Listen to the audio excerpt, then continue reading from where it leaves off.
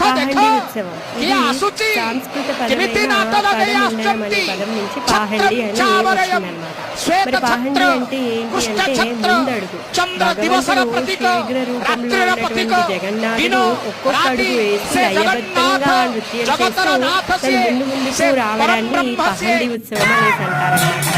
ఈ రత్నబేది మీద ఉన్నటువంటి జగన్నాథ, బలభద్ర, సుభద్ర, సుదర్శనులు వీళ్ళందరూ వరుసగా రథం ఎక్కి రథయాత్ర కోసం సిద్ధమవ్వడం కాను వాళ్ళు రత్నబేది నుంచి వస్తున్నారన్నమాట. వచ్చేటప్పుడు చేసేటటువంటి వేడుకనే పాహండి వేడుక అనేసి అంటారన్నమాట.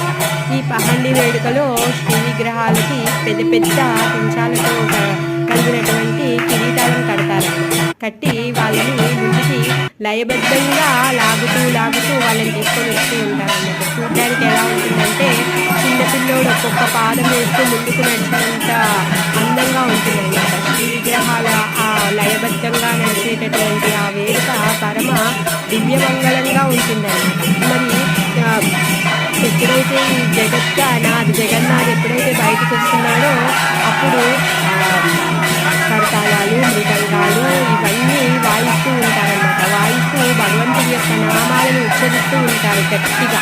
ఆ విధంగా భగవంతుడు ఆ భక్తులు పిలిచేటటువంటి ఆయన నామాలకు లయబద్ధంగా నృత్యం చేస్తూ బయటకు వస్తూ ఉంటారు. ఈ ముగ్గురు ఎప్పుడైతే కలిసి వస్తారో గ్రూప్గా అంటే వాళ్ళందరూ కలిసి రావడాన్ని దాడి పహండి అంటారు. అంటే కలిసి సమ్మేళితంగా నడుచుకుంటూ రావడాన్ని దాడి పహండి అంటారు.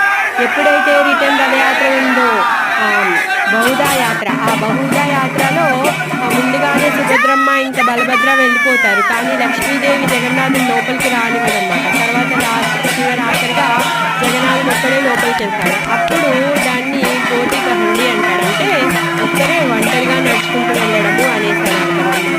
జగన్నాథ్